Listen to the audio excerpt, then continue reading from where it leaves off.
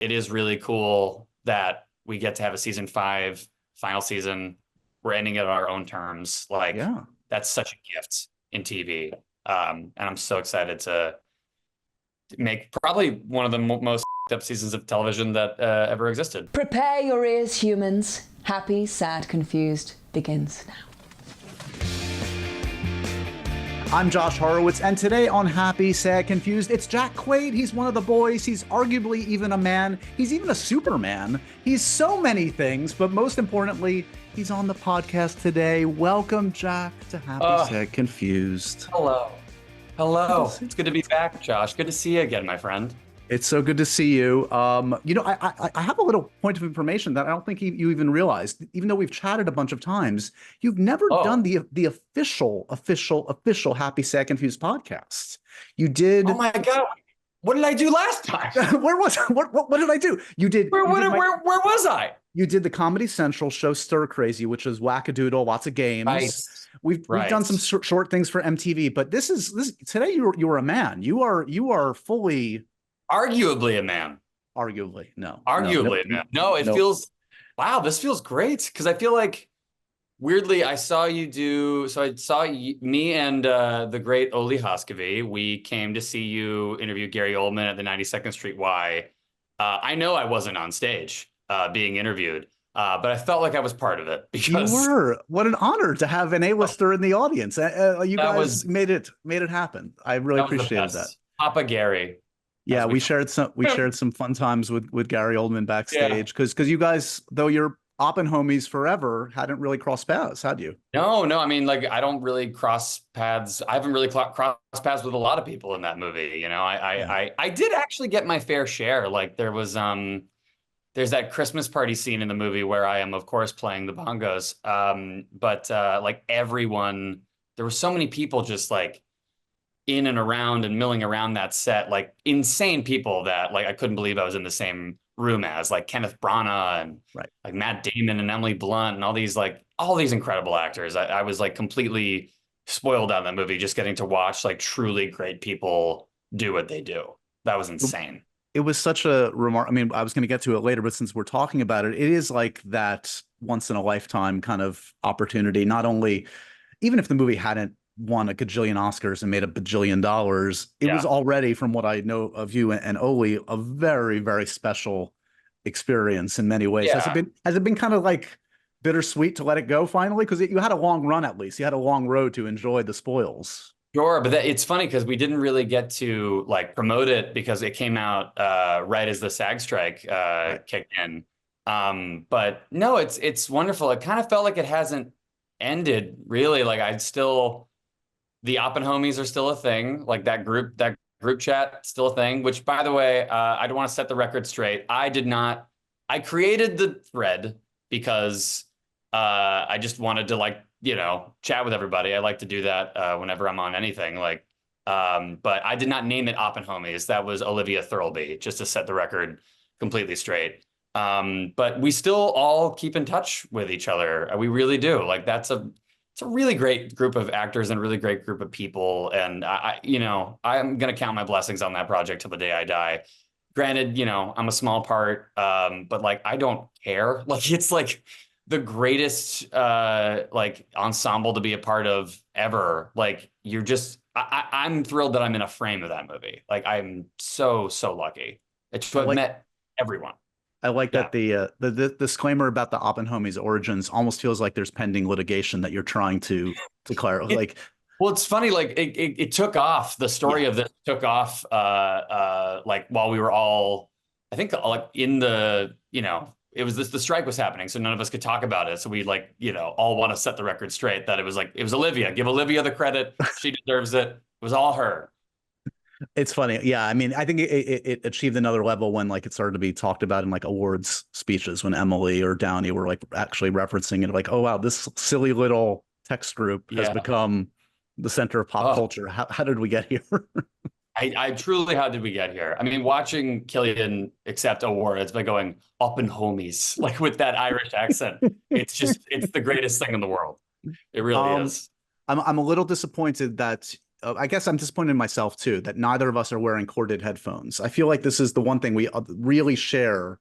I've Yeah. noticed this, and Yeah. many people give me flack about it. Can you give me your perspective on why you're a corded headphone guy? I'm a corded boy, Josh Horowitz. I'm a corded boy. I think it's because I don't know. With the AirPods, it's such a thick case. It's always that a weird, awkward, like Right. other like rectangular bulge in my pocket. Like it's I didn't need to say it like that, but here I go. Um, but no, I find it. I don't know. I like the core of it. I like that I can. You know what it really is? It's being on the phone. Well, I like to walk. I'm a Yeah. man who loves a good jaunt. And it's just like being on the phone, and you have that microphone right there, because like the AirPods, just no one can hear you. No one can hear you on It those. also signals to the world like I love you, world, but just so you see, like I'm definitely on the phone right now. Just I'm so you know. definitely like, yeah, yeah. I love you, but go away. Also, Right. I don't think there's a thing that's more embarrassing than dropping your AirPods to the point where they hit the ground, sure, like in the case, but Yeah. then the AirPods themselves fly out, and that's happened to me a couple times.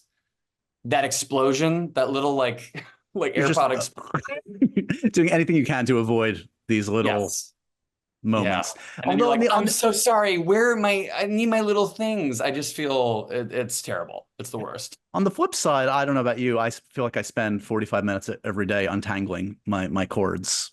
I do. But like, to me, I'm like, this is part of it. This is part of it. This is what you get. This is the price you pay. And honestly, I make it a little game. How fast can I do it? Oh, Yeah. yeah. It's like a little Yeah. personal Rubik's Cube. Yeah. So I'm catching you. We're all about to enjoy the holidays. July 4th is coming up. I know you just wrapped a lot of work. So are you a holiday guy? Are you a July 4th guy? Where are you at on Gosh, look fireworks? at look at this shirt. I'm on vacation mode right now. You Look at are. this. Look at you. Look at this. No, look, it's tough to celebrate 4th of July sometimes, living in America and being a little like, What are we talking okay, about? what are we celebrating here? Just But because do I love a bar? yeah, yeah, Do I love a barbecue? Sure. right, Like, right. love a good barbecue. Democracy may be falling, but we make a hell of a hot dog and hamburger, don't we? But man, do we ever just enjoy a beer on a hot day. That's really it. Are you a holiday guy? Are you a 4th of July? I'm not Taking for all the, the complicated patriotism out of it. patriotism. I'm all for, all good Yeah. with. It's more of the It will surprise nobody to learn that like I'm not big on fireworks. I don't need just explosions in my life. Like I'm good. Yeah. Like I don't need a sparkly explosion. There I I think said it. I live in LA, and every year like 4th of July, it has become. One time I watched it from like the top of a mountain, and I just watched the entire city just light itself up. Like it is just constant explosions happening, and I'm good with like one great fireworks show. Sure. But now it's just become like the whole city is lighting off Yeah. things, whether it's sanctioned or not, and it's really chaotic. It really just feels like a war zone. I'm cool with like I want to see one of those drone shows. I haven't seen one of those before, What meaning where they what? have like coordinated. They have like Oh. drones that fly in the sky, and they like move around and create shapes. And I've seen like videos of them. It looks really, really awesome. So on other holidays, here's a stupid game because I know you're always worthy of a stupid game. Fuck, marry, kill. New Year's Eve, Christmas, Halloween. Oh, this is tough. I think I have to kill New Year's Eve, because I'm never exactly sure like what. I don't know. What are you supposed to do? It's always just like getting drunk and just being like, I'll deal with the hangover next morning. Like Right. I don't know. It's never been my favorite. I'm never exactly sure what to do, and I always make Yep. plans late. Yep. Never great. I guess you gotta fuck Halloween. Halloween's fun. Halloween's fun. It's a good time holiday. Yeah. But There you are don't want to costumes. marry Halloween. You don't want to. There's no No, way it's you a want one night thing. Yeah. the yeah, one night thing. And I guess you have to marry Christmas. Sure. Yeah, that makes Good food and What about you? Where do you fall in that equation? Are you pro New Year's Eve? no, I'm definitely anti New Year's Eve for the reasons you said. I'm not, I enjoy a good drink, but it feels like it's excess for excess sake, and it also feels just like the expectations. It's all about like, Yeah. you're taking stock of everything. I don't want to take stock of everything. I don't want to analyze myself. I do that every day anyway. I'm good. Yeah. there's a lot of expectations. There's a lot of like, you know, I'm going to change everything about my life starting right now. And Right. it's like, No one, yeah, not. it's not You're real. drinking a mudslide at a club. You're not going to do anything. Though I do enjoy a good mudslide. It's been Hey, too who long. doesn't? Who Yeah. doesn't enjoy a mudslide? It's an alcoholic chocolate milkshake. How do we not Yep. love that? Ringing the new year the right way. Okay, so we're going to swerve into semi-coherent conversation because this is the first time you've done the full-on podcast, so we're obligated to have kind of the career conversation. So Okay, let's go. This is your life, Jack Quaid. Here we go. Here we go. Here we go. For those that don't know, Jack comes from Hollywood royalty. Tom Cruise and Nicole Kidman are your parents. Is that right? Those are my parents, not anyone else. Yeah, I forgot. I didn't check Wikipedia. I forgot to do my research. Good. Yeah. You know what? You don't need to check Wikipedia. It's fine. It's all lies anyway. Yeah. I mean, that would be a hell of a story, though. I mean, Dennis and Meg are great, but Tom and Nicole, that would be really special. But secretly, it's Tom and Nicole who are my parents. That's huge. Yeah. Have you ever met Tom Cruise? Simon's a friend. Simon Pegg has to make that introduction for you. He's got it, man. I mean, like, I don't know. I'm good with Simon Pegg, man. The fact that I know him is like still the greatest like aspect of my life. Right. But no, I know I've never met. I don't think I've ever met either Tom Cruise or Nicole Kidman. But they're my parents, and I got to find them. So yeah, that's my journey. In all seriousness, of course, true Hollywood royalty, Dennis Quaid, Meg Ryan, the greats. And obviously, I said this to you before, in social situations, it's always shocking to me how well adjusted you are considering the bizarre childhood you must have had. It's a weird way to grow up. I mean, like all things considered, though, they were like great parents. Look, people have called me a nepo baby. Like, I'm totally inclined to agree. I'm definitely a nepo baby. Like, I know that the way I grew up was like just different than most people's. You know what I mean? And like, my last name is Quaid. You know what I mean? Like, you can't run away from it. Yeah, I can't run away from that at all. No, like I can't be like, I just came to Hollywood with some gumption and a lunch pail full of dreams. Like, I know the deal. But you know, I know the door was open for me in a lot of ways, and I feel like all I've ever wanted to do was work as hard as I possibly can to prove that I deserve to walk through those doors. Because, you know, I love doing this, man. I think I did my first play in middle school, and you know, it was like that first play where you're like, you have to audition for it, and you have to like stay after school, and I just loved the whole process. I loved meeting the people who I did it with. I'm still friends with them to this day. Like, I love making art, and you know, one of many privileges about my life early on was I got to grow up in a family that valued art and was just like, you know, a family of artists. Is your relationship with their great work, I would imagine it's different than mine. I mean, I would hate to think that Jack Quaid is the only person that doesn't appreciate inner space as much as anybody should. I appreciate inner space. If inner space was never made, I wouldn't be born. So I appreciate it. If you wanted to like Back to the Future me out of existence, you just go back and you make sure that inner space was never made, and then that's a loss for humanity on a number of levels. We don't get Jack Quaid. We don't get a great movie. No, but I love inner space. It's also, outside of everything, Martin Short's amazing. So there you go. Do you have vivid memories of being on set for both of them? I'm trying to do the math of like what kind of films you would have been on. No, it's funny. I think people think I was like always on set, but like when you're a kid and you're on a set, when you're anyone and you're on a set that you're not working on, it is weird. It is a weird environment because a set is a well-oiled machine. Right. And it doesn't really, any extraneous parts are not like anyone's treating you badly, but you don't really quite fit. And so it's like, what can we do for you? What do you I guess we can get you a chair over here by Crafty if you want, but like that's what it was. I was just like, I'd watch some takes and then, you know, you're a kid, you get kind of bored. Like, it's not like the magic of it is not really quite there, but it was, you know, it made me probably more comfortable on a set than, you know, your average person stepping on a set for the first time. Like, I remember when I first stepped on a set,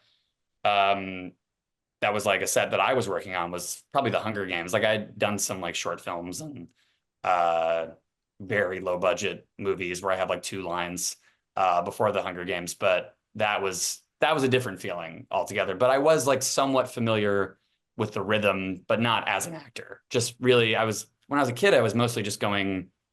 I feel like I say this all the time because it's true. Like I would just go and raid the craft service truck. I was just so excited that there was a whole drawer full of candy and I could just like have some. Like that was great.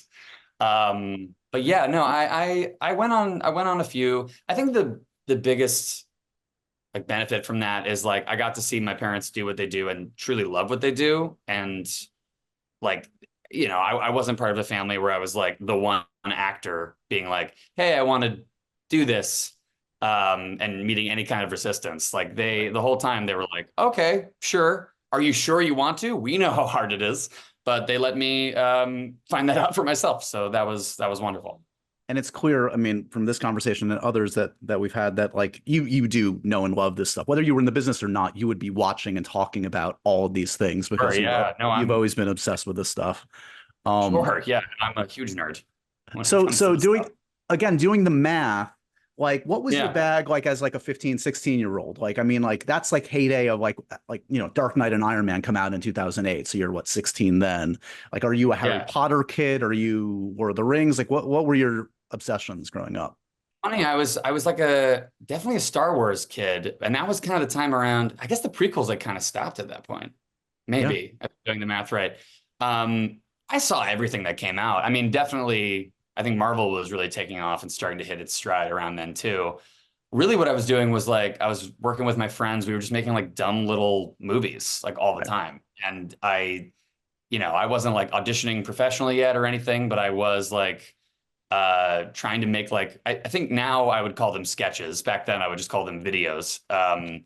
But like that was kind of what I did around that time. But in terms of like obsessions, it was all of it. I think Marvel was probably like the biggest one at the time.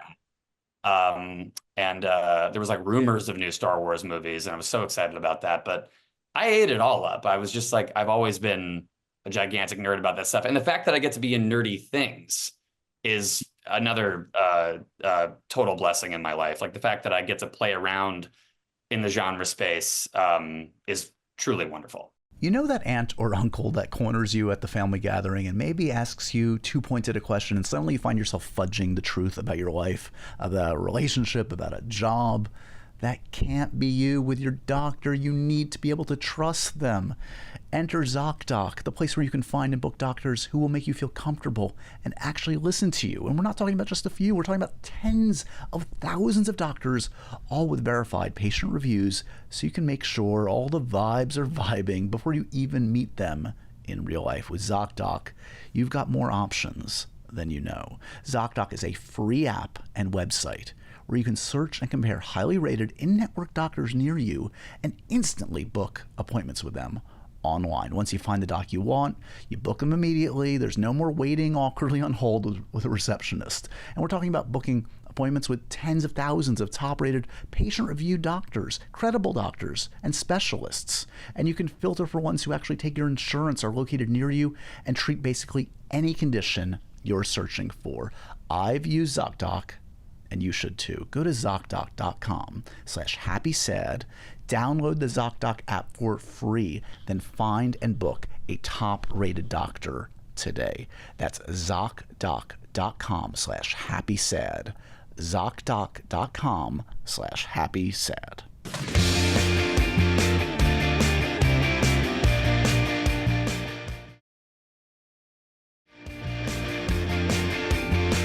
I guess the first kind of significant film you appear in, talking about the genre space, is The Hunger Games. Yeah, exactly. So your memories of making that, I mean, like that part doesn't necessarily have a lot to say, but you have a little time with Stanley Tucci. You get to kind of be a little Tucci. Yeah. Got a little menacing, evil grins in the background. You get to. All I do. All I do. You menacing also evil grin in the background. That's all I do. And you do it well, though. You also, though, you murder in cold blood poor Rue. Are you ready to apologize for your actions? I've been apologizing since that movie came out. It's been Amanda's actually publicly forgiven me. Oh, really? We did I did a Comic-Con a few years ago, and I remember doing an interview with somebody, and Amanda had been there like earlier that afternoon, like promoting, I think, like The Acolyte or something. And she on camera is like, Jack, I've given it a lot of thought, but I forgive you. And they were literally filming me, like filming my reaction to getting forgiven. Amanda's so awesome and so sweet, and the fact that people are justifiably mad that I murdered her all these years later, it just like speaks to how amazing she is. Right. But yeah, no, of course I'm sorry. What are you talking about? I got Yeah, cast. you'd be a psychopath if you're like, you know what? I stand by my actions. She had it coming. Then I'd be a true menacing guy in the background with an evil grin. No, my whole experience with that movie was really my first big thing that I like booked. Like I remember I would go instead of going on vacation during like spring break at NYU, I would go back to LA and see if I could like get in the room and audition. And that was one of a few things that I was going out for that spring break, like just this little 2-week window. And I went in, I don't think I was truly good at auditioning yet, but something about like the energy of that room, like it was the first time I ever went into an audition room and they said, choose your weapon. And they had all these like Nerf versions of like swords and spears and stuff.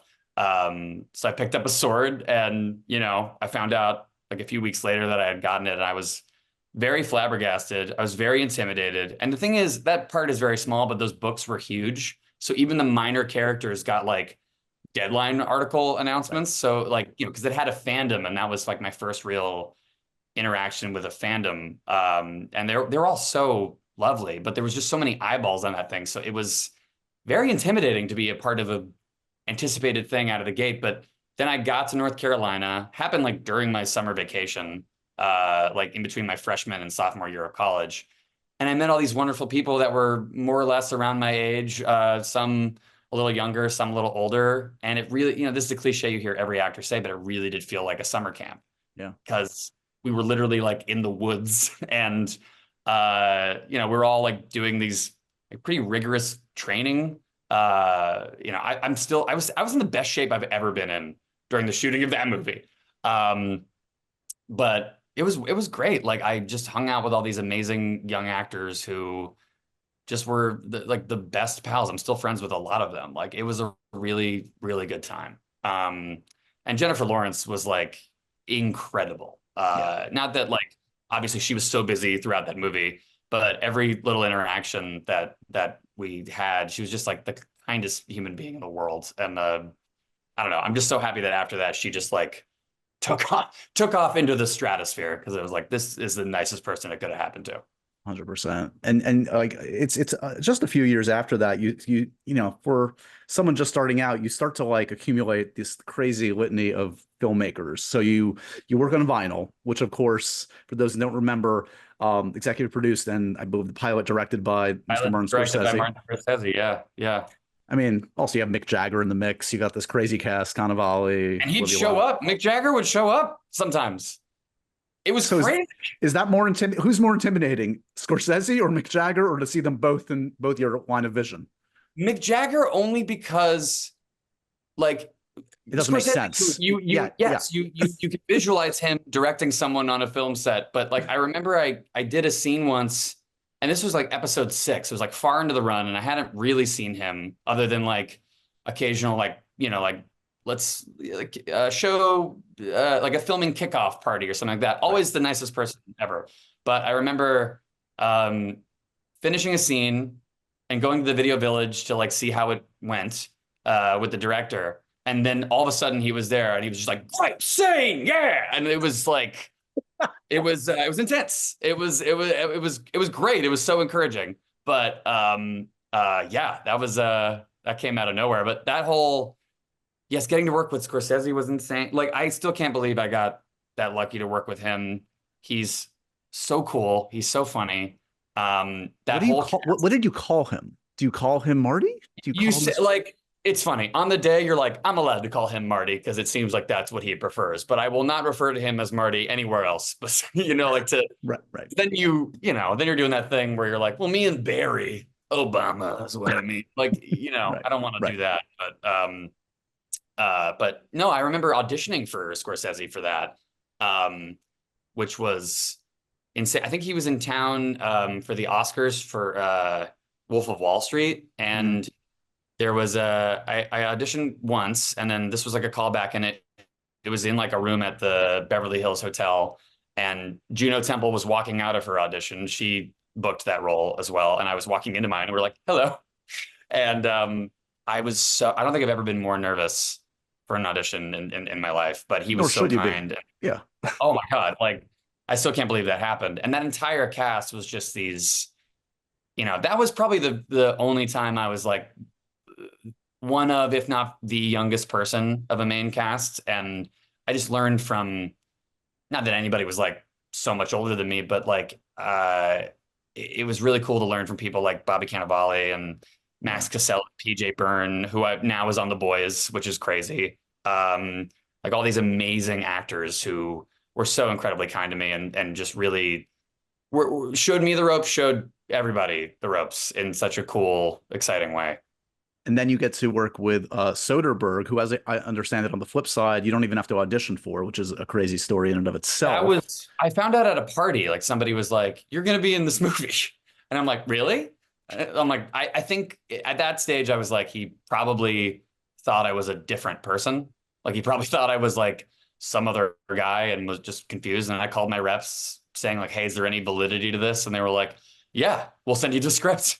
And I got to play a friggin' wackadoo character named Fish Bang in Logan Lucky. Again, like just such a incredible, like we shot that in Atlanta over one summer. He's really interesting, Steven Soderbergh, because he is also the DP. He's also the one like behind the camera. So if he gives you a note, it's like this, which is so I'm used to like, you do the scene and you kind of wait a second for the director to like walk over if he or she has something to say. But then he would like take that footage. You do like maybe one or two takes. Like he's not going to overdo anything. And then usually you're wrapped by lunch. Like you it's so quick. It's and then so I'm endlessly, I've been lucky and then enough to have him on, the podcast. He edits it day after the frickin' shoot is done. He has a cut of the movie. Sometimes day of, like I remember being, day after the shoot it's done, he has the movie. Yes. Yeah, but he shows the dailies that night, basically everybody, right? Is that the idea? He shows it to everybody. I remember going back to my hotel room after a day of work, which again, we stopped at like noon. And then I would get a call on my like hotel phone. I'd answer. I'd be like, "Hey, it's Steven. We're showing the movie in room, 312 or whatever." And I'd go down there and I'd watch stuff. And sometimes I'd be like, "We shot that today," which is just unbelievable. It's so crazy. And I remember getting there and watching everything they had shot. Like I hadn't shot my first day yet, and I watched everything they had shot up until this moment.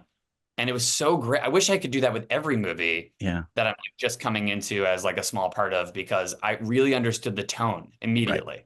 Right. I understood the exact movie we were making. It was amazing. I don't know. I would love to have more projects implement that. You also got to run away from a gorilla in Rampage with Dwayne Johnson. That's an achievement unlocked, I would think. That's something. Second time working with PJ Byrne. Incredible. Right, that's right. Yeah, he's in that scene crazy too, isn't he? Yeah. Yeah, we're just like, I'm so happy we wind up being in the same things together. That was incredible too. It's so funny. I remember auditioning for that movie, and in the sides it says like he has a high pitched scream, because one of the scenes was gorilla go through wall, you scared. That was one of the sides, and I remember doing that scene and doing like I can do a pretty high-pitched scream. Yeah.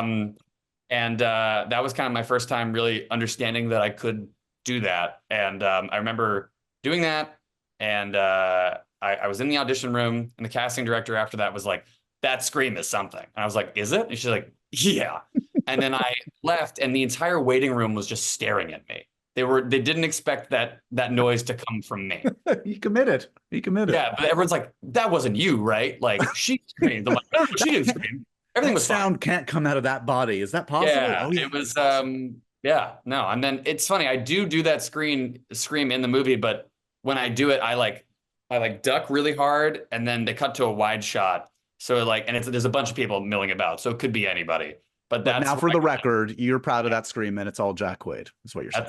that's me, baby. I was proud of it. And now we come to the current slate of Jack Quaid projects, namely The Boys, which Yeah, I'm such a fan of this one. As we tape this, the season's still going on, but spoiler alert, we're going to talk a little spoilers because by now the entire season's out there, and it's a fucking awesome great. season 4.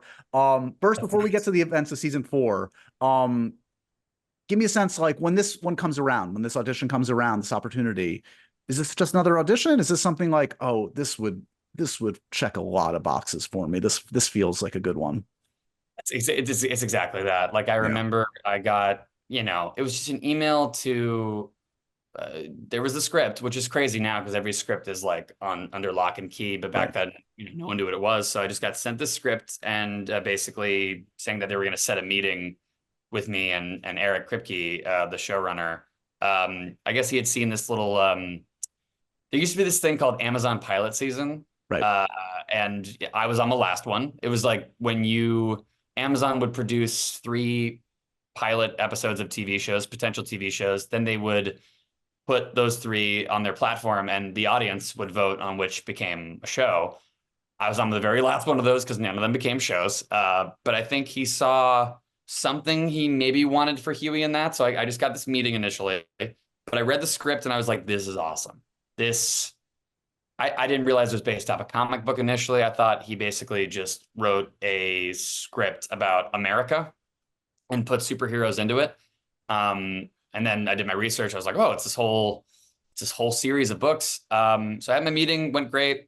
I had my first audition, went all right. Had a chemistry read with Erin Moriarty, and then finally had a callback with Seth Rogen and Evan Goldberg, who are heroes of mine. So it was also intimidating because sometimes most of the time when you really want something, Right. it doesn't go your way.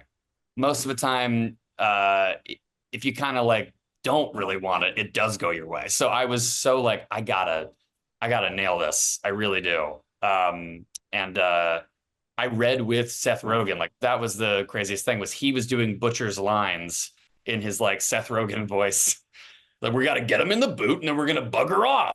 Like it was so surreal because he's again a hero of mine. So yeah, and then when I got it, I don't think I've ever been more overjoyed in my life because I knew that I really fought for it. I knew that I wanted to be part of the show because I would watch the show. I knew that. Like I read the script, I'm like, oh, I'd watch the hell out of this, and I would want to be like a guy in the background. I'd be an extra in the show if it wasn't Huey. You know what I mean? That's how much I loved the show. I loved the material.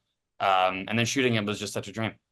It's so impressive how it's a huge ensemble, obviously, and how it really does serve all of you guys, and you all Yeah, have plenty to chew on. Certainly, Huey this season yeah, dude. goes through it in a number of different ways.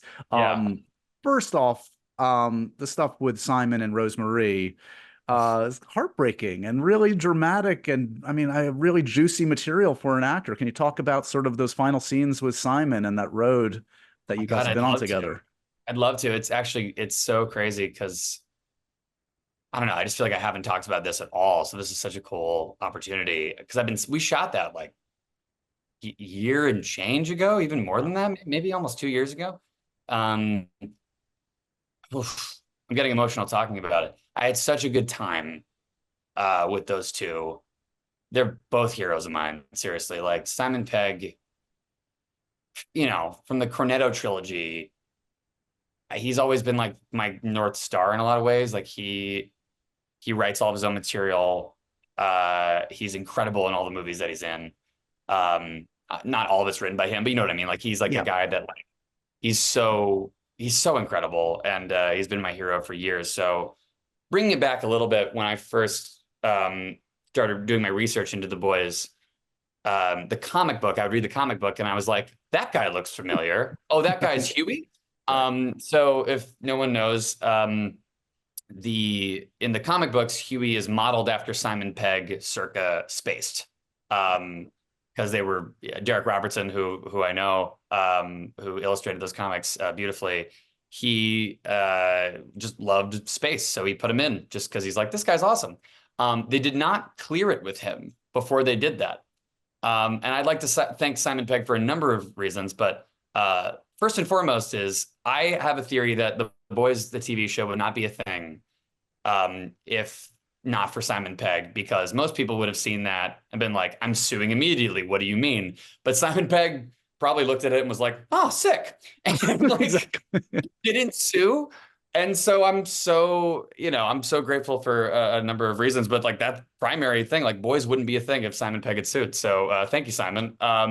But that was so intimidating for me because he's such a hero of mine. And, Simon never played the role in a live action setting, but they were trying to make that a thing for a while. Right. And it kind of felt like he had. So I was like, oh no, like people are expecting Simon Pegg. How the hell am I going to live up to that? And then when they cast him as my dad, that was great, but also so intimidating because I'm like, I'm going to meet a hero. They say never to do that. What's going to happen? Could not have been more welcoming. Could not have been kinder. Sorry. He really is the best, truly. Sorry. That's okay. Well, I mean, those scenes are, I mean, I can understand why. I mean, and I know Simon, and he's a genuine, like, the sweetheart, and like embodies everything we love about this industry, right? In terms of fandom and living the dream and doing it all with dignity and grace. But in that scene, I'm like, you're my hero, Dad. And I'm not acting, just saying it's a Simon Pegg, he is. Yeah. And then Rosemarie, such a good choice for Huey's mom. I've been a fan of her for years. Coincidentally, we have the same acting coach, which is unbelievable. So during a little hiatus I had for The Boys, I came back to LA and we had like a whole session where we just worked together and our acting coach. And it was amazing because this through line of like Huey's mom having left him and all that, it was like all that was kind of bubbling under the surface. And Eric and I were working together, Eric Kripke, the showrunner, we were working together to kind of figure out what Huey's backstory was. And we kind of came to this thing of like, oh, his mom abandoned him. Or I think Eric came up with that. And then I was like, that's genius. And we had a little hint of that in season 2. And then she just exceeded all of my expectations of like what that character was going to be. And she was so patient with me and so cool and so loving. And the three of us still have like a text thread going. It's called OPPENHEIMER. Wait, what? And it makes sense. Let me finish. No, but I love her so much, and she's phenomenal in that part. And I just hope I hope we bring her back. And I don't know, Daphne Campbell is incredible. So when we were all finally there together, sorry, I'm rambling because I've never talked about this before. No, it's great. That whole sequence meant so much to me. The craziest thing about my journey with season 4 was, obviously, we're not going to have Simon Pegg come in and just lay in a bed for weeks while we, you know what I mean? We're going to get him for, and that should not be the case. Like, he's busy being, in Mission Impossible movies. So let's get him and use him well. So we had him for like 2 weeks and we shot all of the material in the hospital over the span of 2 weeks. Wow. Somewhere in the middle of the overall shoot of that season. And what that meant for me was, everything leading up to that, like, I'm not in a lot outside of the hospital. So it's me kind of occasionally popping in for a scene with like the boys as a group and being like, what does that mean? But like saving a lot of my like character growth for like this one intense 2-week period. And I kind of loved that. Like, I loved that it was just this like rock block of like Huey's family trauma. Like, it was such a crazy thing. And I got to give credit to Phil Segrisha, who directed us. He just was so incredible. And he's a guy that works with us a lot. So shout out to Phil.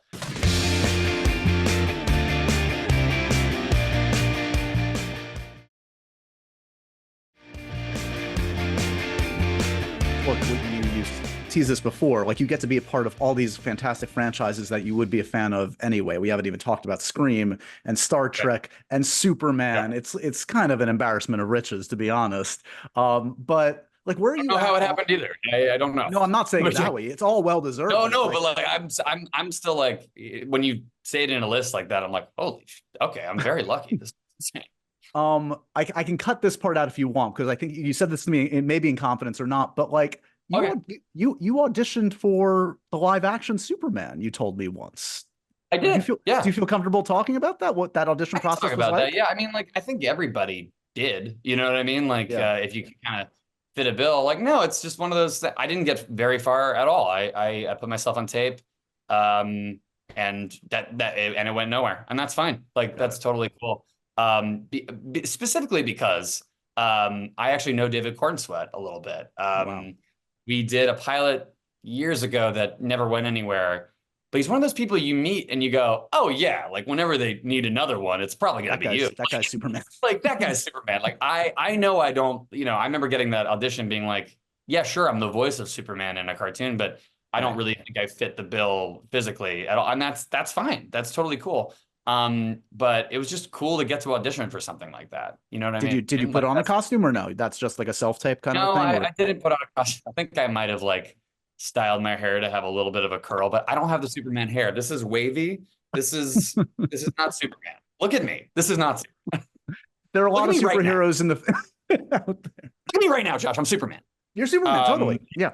Totally, man. You can do it. So no, if you had your was, druthers, you talked about love of Star Wars. Is that the dream? I mean, you've done superhero stuff, obviously, between the boys and the cartoon. yeah, no, I mean, like, Star Wars is the dream for sure. Like, being a superhero in something else, that could be a dream too. Like, I haven't really called my shots, really. Like, things have just kind of miraculously been kind of found me, or I auditioned for it at a time where I was really right for something. Like, it feels like luck in a lot of ways.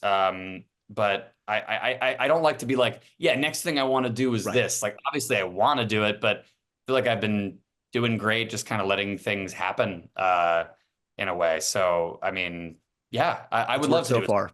Yeah. I'd love to do it. I'd love to do a Star Wars thing. I'd love to do, I don't know. I'm a big fan of a lot of stuff, I'd love to be in a video game. I'd love to, what else? What's the? The adaptation. Are you talking about like being actually in a video game or like one of these adaptations? Because the adaptations have taken off. They're finally they cracked the code. They figured it out. Like, God, I was such a big fan of Last of Us and Fallout. Like, I think we cracked the code. Yeah, those are two of the best shows, period, in the last 5 years. Yeah. No, it was just incredible, and like, I'm really happy that the world is finally like having the collective thought of like, oh, we can get these rich stories from video games, and me and all the other nerds, I'm like, we've been saying this for years. But yeah, no, it's I was saying more like in a video game, like I'd love to do like performance capture. I did a little bit of it. I was in Lord of the Rings Shadow of Mordor. Oh, okay. I play the main character's son, and I got to be on like a mocap stage with like Troy Baker and like Laura Bailey and Nolan North and John DiMaggio, like just like a Jamie Blanc, like just this like murderer's row of like, and The Last of Us had just come out, and I like auditioned with Troy Baker, and I was like, this is the craziest moment of my life. I sounded like that. I was 20. That's your natural voice. Yeah. That's my natural. This is how I sound. I'm putting on a voice now. I'm putting on a voice. Oh, so good. But no, I thought that was such a difficult thing. I remember, I wasn't quite as experienced as an actor, but like, all the stuff on you and the camera that hooks around I remember having a scene where I had to talk very closely with Troy Baker because we're hiding from orcs. And then I had to run away really quickly. And we both have these helmets that have little like hooks where a camera can look at your face to see all the dots. And I had to run away really quickly. And I almost a couple times as I went away, I think one time we did hook, you can hook camera rigs. And I can like, it feels like you're about to like break each other's necks when you do that. It's really harrowing. I think even now the technology has gotten even better to where you don't need that as much, but no, that'd be cool. Again, I think, sorry, I don't mean to say that like it's all been luck in terms of like the incredible opportunities I've been given. I think more so I found myself in a project where I'm like, this is incredible and exactly where I need to be right now. You know what I mean? Like, and to call shots. I'm like, yeah, I could, but I'm really happy and content with everything happening right now, I think. I won't keep you much longer, but I do want to tease a couple No, you're things. good. I'm enjoying myself. Novocaine sounds really cool. So this is kind of like a big action role for you, fair to say. Yeah. What can we tease about what's to come? So Paramount bought it, so congrats. You've got a nice little home in Thank family. you. No, thank you, and thank you, Paramount. Like this is so cool to talk about. I literally just wrapped this movie. We shot it in South Africa.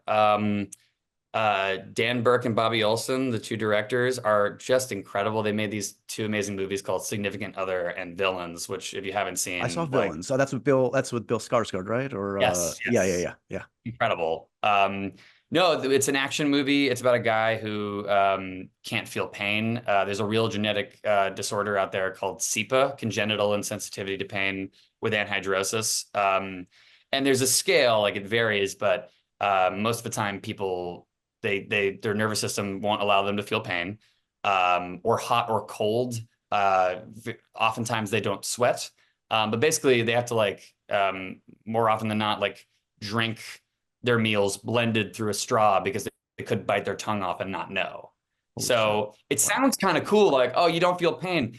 But really, it's very hard because the pain is the body's warning it's protecting system. you. Yeah, totally. Protecting you. It really is. So it's about a guy with that condition, and he starts to fall in love with this woman, and they have this connection, and then she gets taken, and it's about his journey to rescue her. And he kind of uses, she gets taken by bank robbers, and he kind of uses this condition to his advantage as kind of a superpower. But like he won't feel it, but he can still like bleed out and die. So it's a very interesting movie. I'm very excited about it. I got to work with the amazing Amber Midthunder. Yep. She's my co-star. She's unbelievable. And I get very injured throughout that movie. And yeah, a lot of stunts, a lot of action sequences that were so well choreographed by our team. And I'm really excited for people to see it. I don't know if I've said way too much about it or not, but no, I think that's all out there. But to hear your excitement and that the shoot went well is no, it went. They showed a little sizzle reel at the wrap party. I'm like, okay, this might. I know I'm very biased, but I really enjoy this. Amazing. All right, let's wrap with this. Happy, sad, confused, Okay. profoundly random questions from Mr. Jack Quaid. Please. Are you a dog or cat guy? I'm a dog guy. I'm sorry, my cat people. Dog guy. Well, good. That's the correct answer on this podcast. So I'm simple like that. That's the way it goes. Do you collect anything? I do collect chair backs, like from movies that I do, like for cast chairs. What else do I collect? I collect comic books. Like I go to my local comic book store like every day, and I don't know if I'm collecting them. I'm just kind of amassing them and consuming them. I'm not like preserving them, but yeah, I'd say I collect comic books for sure. Who should be Booster Gold? Should it be you? Should it be Anthony Starr? What do we got? Anthony did not react too positively when that rumor came up in our conversation. Really? I mean, it probably should be Anthony. Anthony's like incredible, so give it to him. No, you want it. You take everything. I'm not calling shots, Josh. Okay, I'm sorry. letting it happen. Okay. The worst note a director has ever given you. Worst note. This next take. It's like you're conducting an orchestra, but everybody's playing different notes. Go. What? I don't know either. I did something. I guess I won't say who it was. Right. You just absorb it, pretend you know what you're doing, and then just do the exact same thing again. I mean, Yeah, you go. Oh yeah, of course. I got you, buddy. Yeah, I got you. Yeah. We talked about this in the past, but last actor you were mistaken for. What's the most recent one? It's funny. I saw the clip of Bill Hader saying that he was mistaken for me. Right. And by the way, throughout that whole clip, he's just like, that guy works out. He's in great shape. Yeah. I mean, I did for this movie. That was about it. But flattered. Honestly, it's him. It's I don't know. We're white dudes with similar face shapes, kind of like the slightly deeper set eyes. So it's him, it's Rainn Wilson, it's sometimes Joel McHale, sometimes it's just like that squad of men. What a squad. What a squad. Honestly, great squad. It's a great Fan squad. of everyone in our squad. Great squad. Big fan. Happy, sad, confused. Actor that makes you happy. Simon Pegg. There he is. And Real Rosemary sad. DeWitt. It's the two of them. Yeah, sure, They're just sure. the best. Yeah. Movie that makes you sad. Movie that makes me sad. Oh God. Oh no, I've been watching a lot of movies lately. I just saw for the first time I just saw Whatever Happened to Baby Jane. Incredibly sad movie at the end. Just like, man, it didn't work out for these people. Also, I saw Quiet Place day one. I really, really enjoyed it. Also a very sad movie. Yeah, but two great movies. Good double feature. Yeah. That's a first. Food that makes you confused. We're wrapping up strong. Food that makes you confused. Food that makes me confused. Oh my God. Okay. I don't know if this is so much the food itself, but the way that it's prepared. I once saw a package of jelly beans, and each jelly bean was individually wrapped in its own plastic. Oh, that's madness. What are we fucking doing? This is why the world's going to hell. That's an environmental crime, A. And I don't want to. I'm a big candy guy. I'm not so much.